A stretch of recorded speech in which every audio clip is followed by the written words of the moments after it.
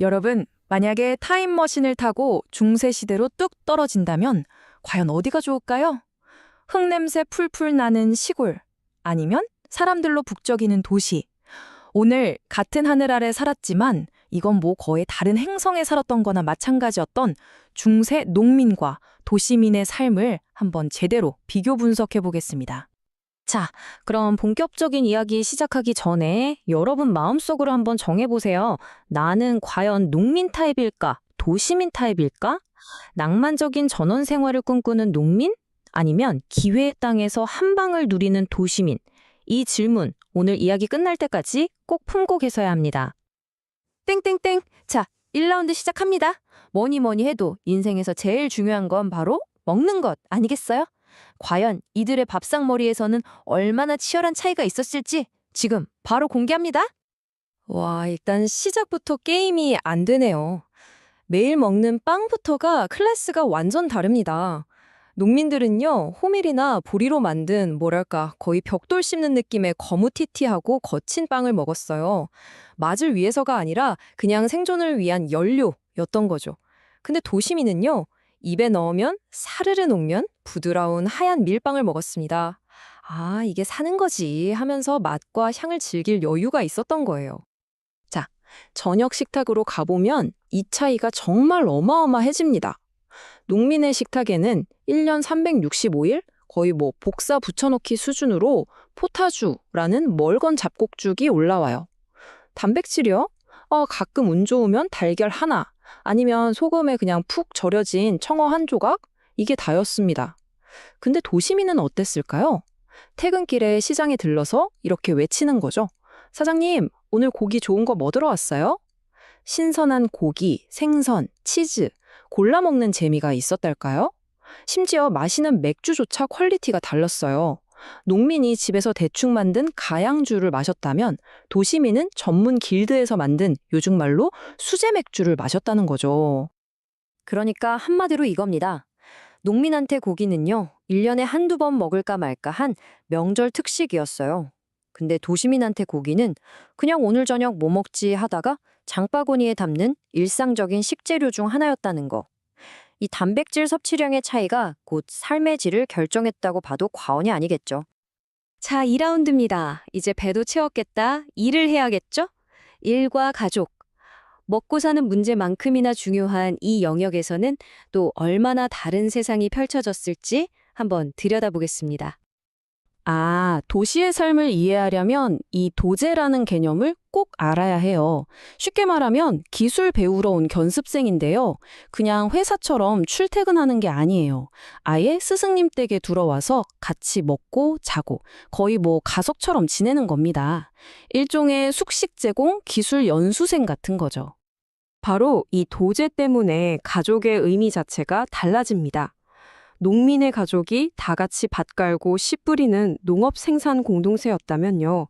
도시장인의 가족은 뭐랄까, 요즘 말로 가족 경영 벤처기업 같은 느낌이었어요. 사장님 내외랑 기술 배우는 직원들이 한 집에 살면서 일과 삶을 완전히 공유했던 거죠. 특히 여성의 삶을 보면 차이가 더 확연해져요. 농촌 여성은 진짜 그야말로 철인이었습니다. 새벽부터 밤까지 밭일하고 집안일하고 애 보고 가축 돌보고 기록을 보면 남편보다 더 오래 일했다는 말이 괜히 있는 게 아니에요. 반면에 도시 여성은 남편의 든든한 사업 파트너였어요. 가게 카운터도 보고 재고 관리도 하다가 만약 남편이 먼저 세상을 떠나면 그 사업체를 떡하니 물려받아서 직접 운영하는 여사장님이 될 수도 있었습니다. 와, 이건 정말 엄청난 차이죠? 그럼 우리 아이들의 미래는 어땠을까요? 농민의 아이로 태어났다면 선택지가 거의 없어요. 아주 어릴 때부터 그냥 하나의 노동력으로 취급받고요. 좀 크면 다른 집의 하인으로 들어가는 게 정해진 수순이었습니다. 하지만 도시 아이는요? 일단 글 읽는 법, 새 마는 법 같은 기초 교육을 받아요. 그리고 아버지의 뒤를 이어서 길드에 들어가 기술을 배우는 훨씬 체계적인 커리어 패스가 눈앞에 펼쳐져 있었던 거죠. 자, 어느덧 대망의 마지막 3라운드입니다. 중세 사람들의 삶의 중심이었던 종교. 똑같은 신을 믿었지만 그 믿음의 방식은 하늘과 땅 차이였습니다. 과연 어떻게 달랐을까요? 신앙생활도 스케일이 달랐습니다. 농민에게 종교란 그냥 우리 마을에 딱 하나 있는 교회가 전부였어요. 그리고 기독교 신앙에 제발 비 좀 내려주세요라던가 올해는 풍년 들게 해주세요 같은 토속적인 믿음이 아주 자연스럽게 섞여 있었죠. 근데 도시는요, 완전 달랐어요. 마치 요즘 맛집 찾아다니듯 여러 교회와 수도원을 골라 다닐 수도 있었고요. 우리 길드만의 예배를 따로 드리거나 도시 전체가 참여하는 아주 화려한 종교 퍼레이드를 벌이는 등 훨씬 더 조직적이고 힙한 신앙생활을 즐겼습니다. 아, 근데 여기서 진짜 재밌는 사실 하나 알려드릴까요? 놀랍게도 중세 농민들이 우리 현대인보다 휴일이 더 많았다는 거예요. 아니, 이게 어떻게 가능하냐고요?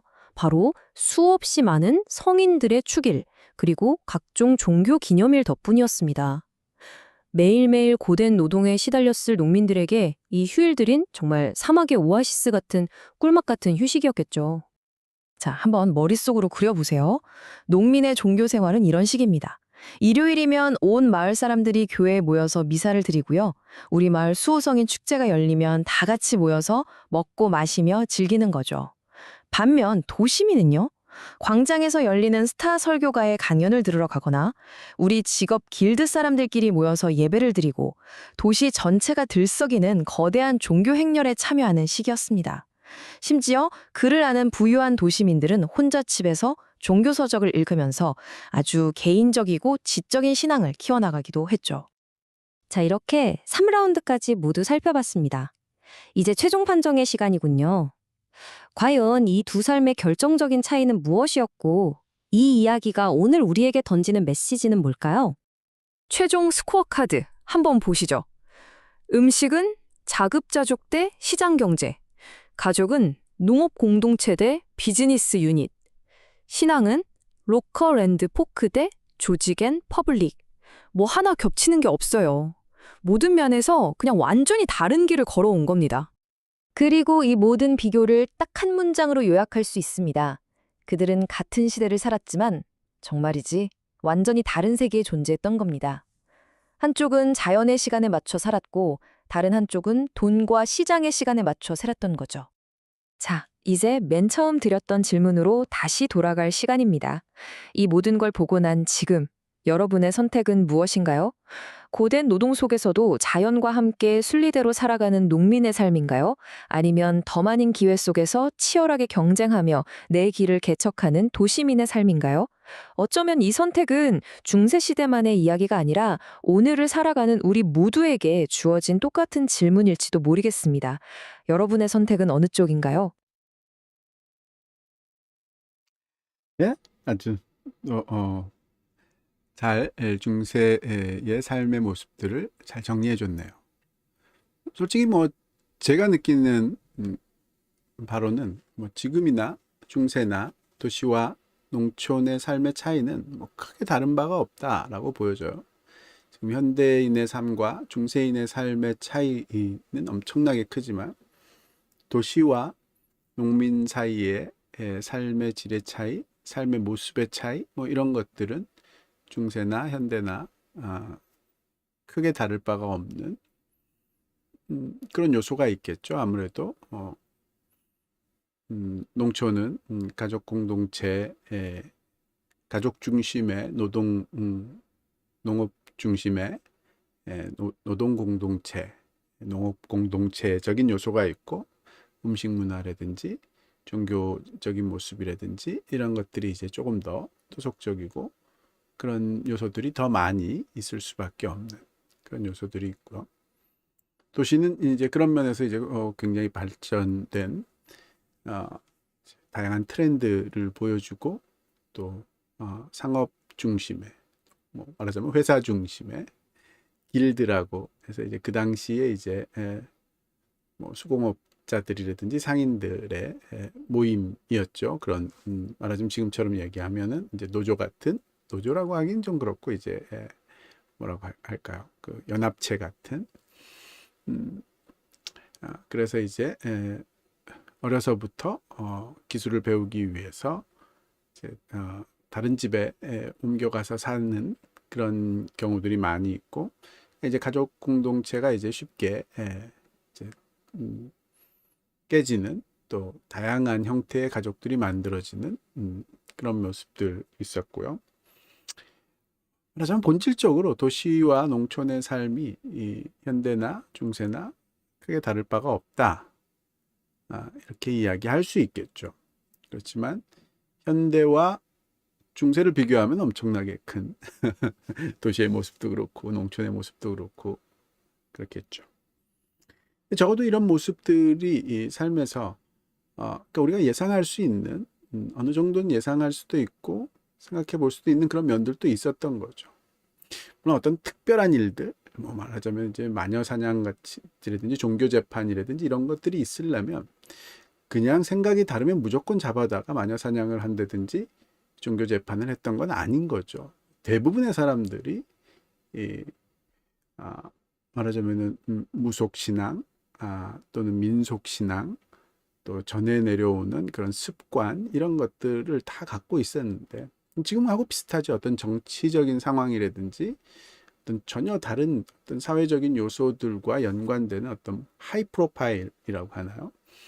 어떤 사람의 생각이 엄청나게 사람들한테 영향을 끼치는 그런 일이 생겨나기 시작하면 이제 그때 문제가 되는 그러니까 지금식으로 얘기하면 이제 중세의 그런 이제 폴리티컬한 그런 요소들이 종교와 아주 깊이 연관이 되면서 생겨나는 그런 요소가 많은 것일 뿐이고 지금은 그런 하이 프로파일 말하자면 마녀 사냥 같은 것들이 지금도 있는 거나 마찬가지죠. 근데 그것이 이제 탈종교적인 보다 이제 폴리티컬한 말하자면 정치적인 또는 어떤 경제적인 그런 요소로서 벌어지는 그런 일이 더 많아지는 그러니까 언젠가 미래의 사람들이 보면은 지금도 어떤 정치적인 이념, 정치적인 이슈로 인해서 마녀 사냥 같은 것들이 굉장히 많이 있었던 시대가 있었다. 그때가 지금 우리가 살고 있는 현대다. 이렇게 충분히